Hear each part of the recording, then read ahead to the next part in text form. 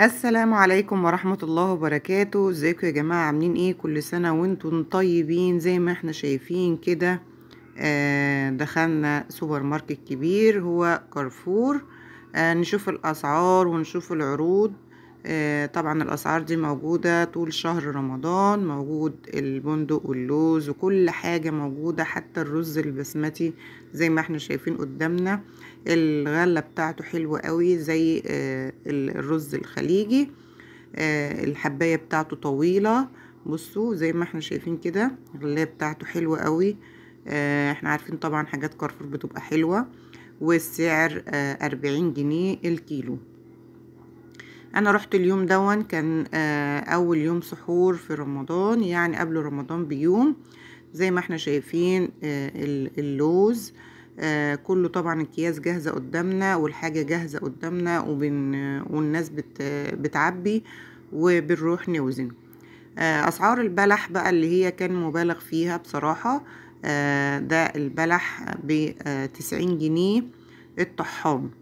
الطحان دي بصوا هفتح لكم كده، حوالي كيلو ب90 جنيه. العلبة دي حوالي فيها كيلو تقريبا، 100 جرام. الطحان كان اغلى حاجة معروفة طبعا، الطحان ان هو اغلى شركة يعني. تمور كان ب100 جنيه، ب90 جنيه، يعتبر ب90 جنيه، لان في اسعار تاني اعلى من كده هوريها لكم. دي بالنسبة للي هي محطوطة في ورقة وفي كرتونة يعني. نروح شوية كده برضو للطحان، بس كانوا عاملين عروض بقى. دي ب56 جنيه، يعني 57 جنيه، حوالي 45 450 جرام، يعني كانت حوالي مش مكملة نص كيلو حتى. تمام، زي ما احنا شايفين طبعا بتبقى شركات برضو، هو نفس الشركة الطحان. بس كان بيبقى فيه كده زي درجة أولى، درجة تانية، درجة تالتة. كان فيه عروض هنا برضو العلبتين مع بعض، ده عرض العلبتين مع بعض. دي أسعار التمور يا جماعة، عرض خاص. بس تمر سيوة، ده تمر سيوة كان عامل عروض. بصوا هنشوف الأسعار برضو مع بعض دلوقتي. دول هنا بقى نيجي للقراصية او المشمش المجفف، 249 جنيه، يعني 250 جنيه. كانوا برضو هم هنا عاملين اكياس مغلفينها، يعني معبيين، ومثلا كل واحد ممكن الكيس يطلع نص كيلو، ممكن يطلع ربع كيلو، 500 جرام، 400 جرام، 300 جرام، على حسب ما يجي معاه. كل واحد عايز شوية قد ايه وبيتوزن. نيجي ناحية الزبيب برضو كان من الحاجات الحلوة جدا واللي عجبتني. والغلاية بتاعته حلوة جدا، يعني الغلاية بتاعته كبيرة كده وطازة، تحس فعلا انه زبيب من الحلو. برضو جبت منه كمية حلوة، لانه هو كان برضو مش غالي قوي. بص هحاول اقرب لكم الكاميرا على الزبيبة، بتبقى برضو بتفرق الجودة في الفاتح وكان في الغامق. ده الزبيب ده كان بالنسبة للزبيب الفاتح كان برضو سعره حلو وما كانش غالي. بصوا احاول برضو اقرب لكم، بصوا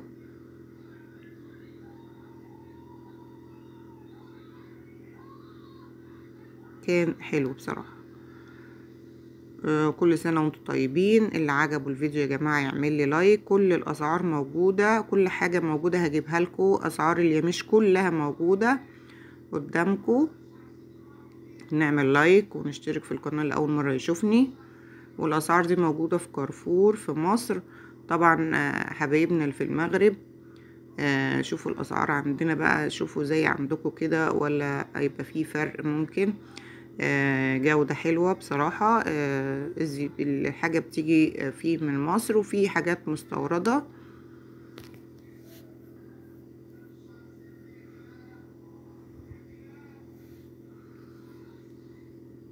زي ما احنا شايفين كده. بحاول ان انا اقطع كيس عشان خاطر احط فيه الزبيب. بصوا قربت لكم شويه الزبيبه يعني عامله ازاي بصراحه، حلوه جدا اهو. يعني انا خدت حوالي كده 400 جرام او 500 جرام، وده اللي هو الغامق بتاعه.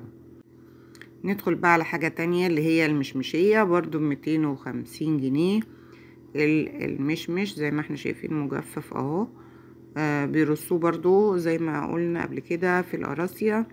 هما بيعبوا كده يعني كميات مش كبيرة، واللي عايز مثلا كيس، اللي عايز 2 على حسب احتياجك. تمام. هو بيبتدي لسه العامل بيرص هنا اهو. الحاجة كلها لسه جاية طازة، و زي ما احنا شايفين بتبقى جودتها عالية جدا. الكيلو عامل 250 جنيه زي ما احنا شايفين كده، واللون بتاعها حلو جدا.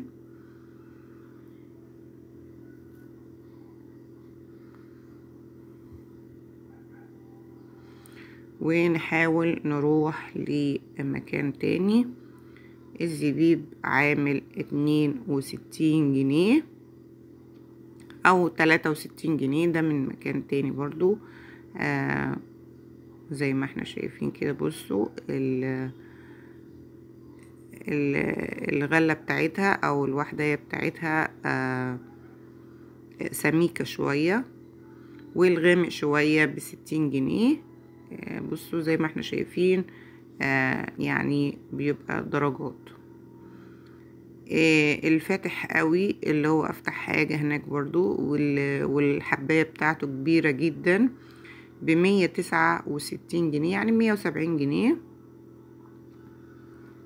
الزبيب ده بقى، لا الزبيب ده اللي هو اصغر حاجة، اصغر غلاية صغيرة قوي، اللي هي العنب الصغير جدا. بعد كده برضو في التمور نبص نلاقي كان في تمر هنا، تمر كده يعني مدي الرطب شوية، طري ب49 جنيه، يعني ب50 جنيه.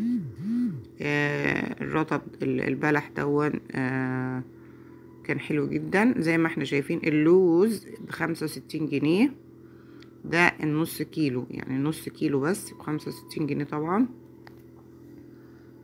اهو. اجيب لكم برضو، احاول اجيب لكم اسعار القمردين. القمردين كان بحاجة و70 جنيه، برضو ب74 جنيه القمردين. وبرضو البندق كان 290 جنيه سعر الكيلو. البندق 290 جنيه. الاسعار دي كلها يا جماعة كانت في بصوا 250 جنيه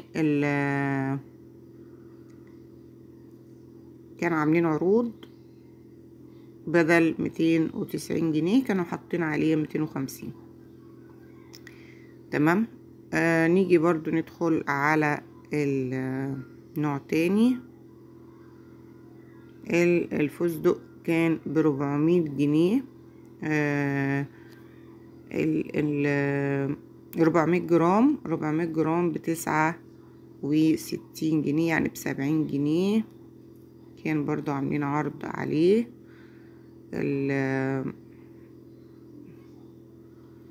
زي ما احنا شايفين كده. والفستق اللي هو بقشره ب499 جنيه، يعني ب500 جنيه. 500 جنيه فستق مملح. بصوا الاسعار، في اسعار بصراحة مبالغ فيها. بعد كده ندخل على التين. التين كان في تين ب39 جنيه، يعني ب40 جنيه. زي ما احنا شايفين كده، في اسعار ب40، وكان في واحد ب55. تمام. اللي في ايدي ده ب55 جنيه، لكن تقريبا اللي هو كان ب39 ده خلص، لان هما كانوا حاطين الرسمة بتاعة التين السامو. ده التين السامو دون ده مفيد جدا لفيتامين دي. الناقص اللي عنده فيتامين دي. طبعا اكترية الناس اكتريتها عندها نقص في فيتامين دي. فوائد التين يا جماعة، الجرشوم دون لما بنحط عليه مثلا زيت زيتون وننقعه لمدة 3 ايام وكل يوم تاخدي واحدة، ده بيساعد ان بيزود فيتامين دي في الجسم. بصوا برضو حاولت ان انا برضو اروح الناحية التانية، لان في النوعين من برضو اللي هو الأحلام برضو كان عامل 55 جنيه. كان التين ده ودي برضو مع بعض ب55 جنيه. حلو جدا. الدراسات أثبتت فعلا إنه التين لما بيتحط عليه على مثلا تغطيه زيت زيتون، ده بيساعد انه بيزود فيتامين دي عند الاطفال وعند السيدات والرجال برضو وهكذا. ممكن نبقى نعمل في موسم التين ازاي نعرف نجفف التين ويوصل بدرجة اللون ده، ونعملها في فيديو ان شاء الله. تمام. كان في اسعار برضو ب64 بس خلاص مش موجود. هو التين ده كده انا جبت منه ب55 جنيه. وطبعا موجود السوبيا، موجود كل حاجة. احنا عارفين كارفور بتلم كل حاجة، بتبقى ملمة بكل حاجة بصراحة. والعروض موجودة لغاية آخر شهر رمضان. كل سنة وانتم طيبين، عيدوا علينا وعليكم بخير يا رب. عاد الله علينا وعليكم باليمن والخير والبركات، وبلغنا رمضان كله يا رب، لا فاقدين ولا مفقودين. ندخل تاني في نسيب بقى التين ونحاول نروح ل حاجة تانية. بصراحة انا مكنتش عايزة امشي من حلاوة التين، وكنت محتارة اختار الغامق ولا الفاتح. انا اخترت الوسط، ما كانش فاتح قوي ولا غامق قوي. اخترت الوسط علشان معرفش لو حد يعرف يقول لنا في الكومنتات نختار الكبير ولا نختار الغامق ولا نختار الفاتح. زي ما احنا شايفين طبعا التينية بتبقى غامقة، فانا محتارة مش عارفة اخد الغامقة ولا اخدت الفاتحة. انا في الاخر اخدت اللي بين البنين، لا فاتحة قوي ولا غامقة قوي. بس كده. ندخل بقى على انواع العصير. بصوا العصير هنا في انواع بالتفاح، نكهات يعني، في بالمانجا، في زي التانك والحاجات دي نكهات، في بالمشمش، في بالمانجا، في بالبرتقال، في بالخوخ، في تفاح الاخضر اللي احنا شايفينه، في بالكنتالوب. الحاجات الاخضر والحاجات الازرق دي نكهات كلها روائح طبيعية. بس انا بصراحة ما برجحش الحاجات الالوان الصناعية دي، بحب دايما ان انا اجيب الحاجات الطبيعية. ودي طبعا اكياس مغلفة في شركات بقى. ما حبيتش ان انا اجيب من النكهات دي، بس في ناس بتحب تجيب منه. الحاجات الطبيعية بتبقى افضل بكتير. انا عندي ان انا اعصر برتقان واحطه معصور العصير بتاعه، اربطه بقى في اكياس التلاجة واحطه في الفريزر لغاية شهر رمضان، بيبقى احسن بكتير جدا من ان انا اجيب نكهات او تانك او كده. بيبقى مضر طبعا. وبعد كده بجيب مثلا في موسم المانجا بجيب مانجا واخزن، اجيب مثلا فراولة وبخزن في الموسم، اجيب مثلا كل الموسم بتاعه واخزن فيه. مش لازم كميات كبيرة، بس كميات قليلة على بحيث ان يجي شهر رمضان يبقى عندي انواع كتيرة من العصاير. نيجي بقى برضو الصوبيا، الكراتين الحمراء دي كانت صوبيا. نيجي بقى يعني اللي انا الصراحة اتصدمت من السعر بتاعه. سعر التمر ده المغلف ب110 جنيه.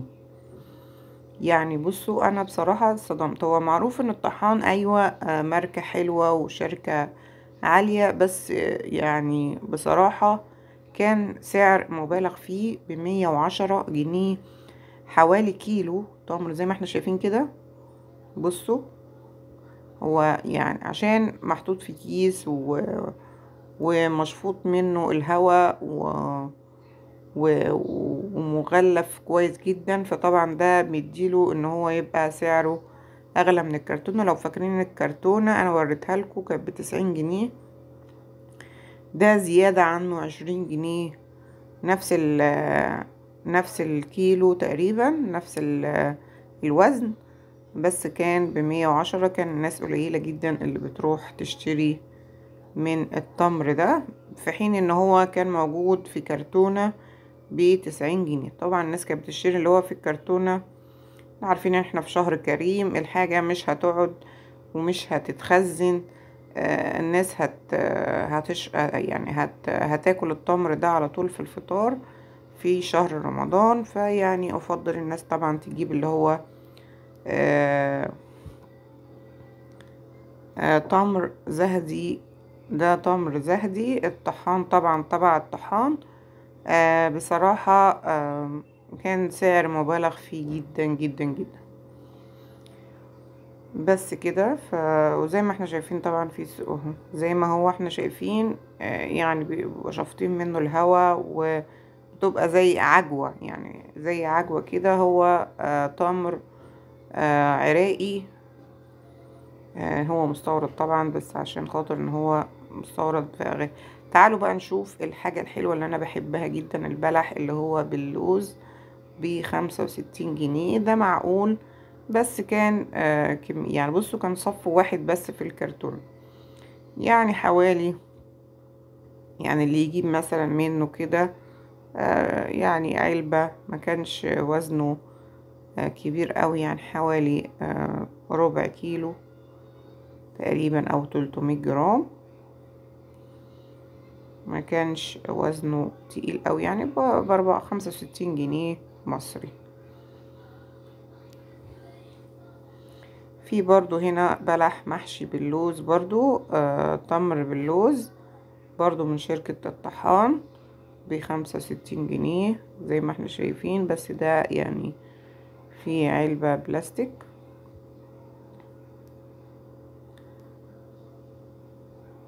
يعني ممكن ناس مثلا تجيب مثلا واحدة، ده صفين بقى تحت بعض كده.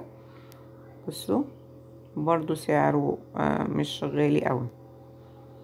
في طبعا في بالكرتونة، وفي العلب البلاستيك، في المغلف، وفي حاجات كلها حلوة جدا. بس في طبعا اسعار متفاوتة، في اسعار غالية جدا. زي ما قلت لكم التمر ده يعني كان حاجة من الحاجات اللي كانت سعر مبالغ فيه بالنسبة لي. كيس السوداني المملح بقشره كان ب60 جنيه، بس كان حوالي نص كيلو، يعني مش مكمل نص كيلو والله يا جماعة. برضو من الأسعار يعني شوية، في حين ان هو ممكن تجيب الكيلو بره ب60 جنيه في من اي مقلة يعني، ولا حاجة كيلو، لكن مش نص كيلو. هو بس علشان محطوط مع الشركات ومغلفينه وكل حاجة بيبقى ايه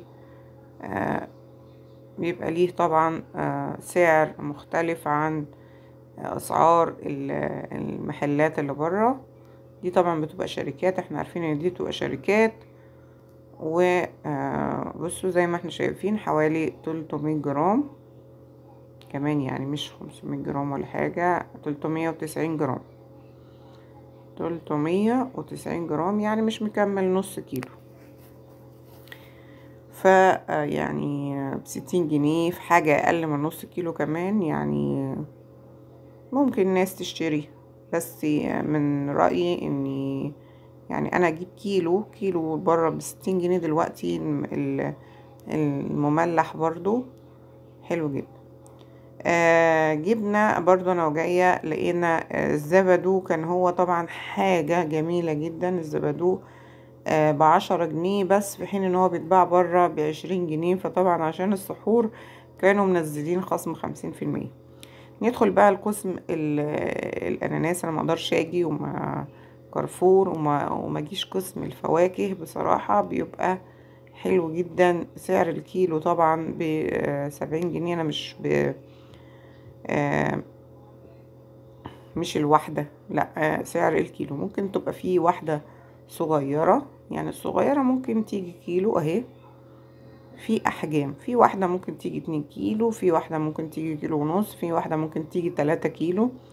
بيبقى احجام. وطبعا تنقوا الاناناسية اللي تكون مثلا مدية لونها اصفر شوية، مش كلها اخضر، دي بتبقى مستوية. وطبعا نتأكد ان هو يكون ناشف، ما يكونش طري. في ممكن اناناسية تلاقيها طرية من بره، ده بيبقى مش كويس. سعر الكيلو زي ما احنا شفنا ب69 جنيه، يعني ب70 جنيه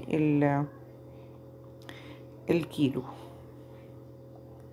70 جنيه. ممكن تجيب ممكن حد يجيب مثلا اناناسية. هو احنا عارفين العلب المغلفة بيبقى برضو مكمل، يعني كيلو في المغلف. بس طبعا ده هيبقى طازة، هيبقى احسن بكتير من المغلف، يعني او اللي هو المجفف.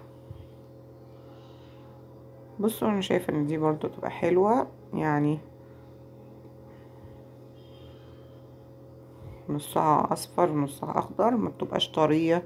الاولانية اللي انا مسكتها الصفرة دي كانت من تحت طرية، فطبعا ما حبيتش ان انا اجيبها. ندخل بقى الحاجات برضو اليميش، اللوز، الفستق والحاجات دي بتبقى مغلفة. بتبقى احجام صغيرة، في منها 100 جرام، في منها 200 جرام، زي ما عملنا قبل كده على قناة التانية. كان في كازيون عاملين برضو عروض صغننة احجام صغيرة، 100 جرام او 200 جرام. طبعا شركات، كل دي شركات. في فول سوداني، في لوز، في زي ما احنا شايفين ده اللي انا مسكته ده كان كاجو. لوز بينوس. لوز بينوس ده عطارة، محل عطارة. طيب كان بيقدم برضو اسعار. في اللي عايز يوزن، او في مثلا موجود بيبقى جاهز. تعالوا نشوف السعر. كان ب129 جنيه اللوز اللي احنا مسكناه 150 جرام، وفي ب99 جنيه 100 جنيه اللي هو السوداني. تمام. طبعا في كل حاجة، في عسل، في يميش، في كله موجود بالكياس وعلب، وكل واحد كل شركة وطبعا حسب التغليف بتاعها. كل حاجة موجودة.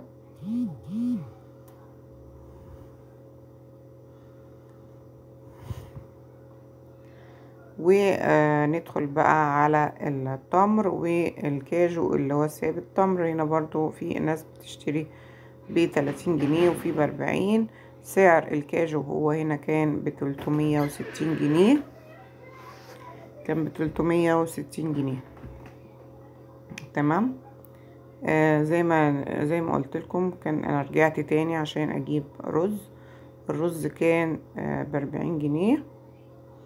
ما ينفعش طبعا يبقى احنا في رمضان، ما ينفعش ان احنا ما نجيبش رز بسمتي. حتى لو اكله واحده، يعني جبتي نص كيلو هو بيعبي، بتزودي له ميه كتير، و يعني بيملى معاكي. وطبعا كان فيه الفول برضو، الفول المدمس اللي جنب الرز ده، كان فيه فول مدمس. الناس بتحب طبعا تعمل الفول في البيت عندها ويقعد معاها طول الشهر. حاولت برضو ان انا اجيب حوالي كيلو، بعمله على مرتين عندي، يعني ما بعملش كتير. الكبسة بقى، وكل سنة وانتم طيبين. نحاول بس بقى نجيب ايه كيلو. بصراحة الغلة بغلتها، يعني مفيش حاجة ان هي تبقى لون او لون. ندخل بقى على قسم البهارات. البهارات زي ما احنا شايفين كده، موجود بقى جميع النكهات والبهارات، نكهة الكنتاكي، نكهة في بهارات البابريكا، الشطة، ال كل حاجة كل حاجة، كمون، شطة، الكزبرة، كل المطعمات والنكهات موجودة. هم هنا عاملينها في مطحون وفي الغلة بتاعته موجودة برضو، كل حاجة موجودة زي ما احنا شايفين اهو. بحاول برضو اجيب لكم الحاجة كاملة. برضو بتعبي بالجروف ده الصغير او المجرفة الصغيرة.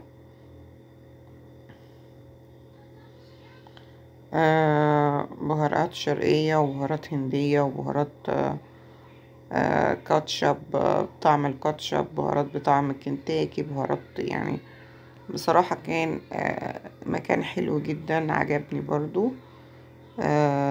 وبهارات بطعم الجبنة، بهارات بطعم الليمون، بهارات لا بصراحة كان حاجات مميزة جدا هنا في قسم البهارات. الورق اللوري والحبهان والمستكة وكل حاجة موجودة هنا. لوازم البيت موجودة بصراحة في كارفور. والأسعار يعني مش غالية قوي، مع ان كان في حاجات مبالغ فيها، بس طبعا كل واحد بيروح بيحتاج اللي هو على قد الميزانية بتاعته. كل حاجة موجودة الغالي، وموجود برضو الحاجات اللي على قد ايدينا. ندخل بقى للحاجات اللي هي الحلويات. كان في حاجات عجبتني هنا، اللي هو الشوكولات ده والمكسرات. كانوا عاملين حاجة حلوة قوي، مزيج او خليط ما بين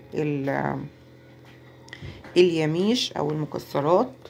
عاملين خليط حلو قوي، والاسعار كانت حلوة، بس بصراحة كانت جودة عالية وجودة حلوة. مكانش غالية قوي.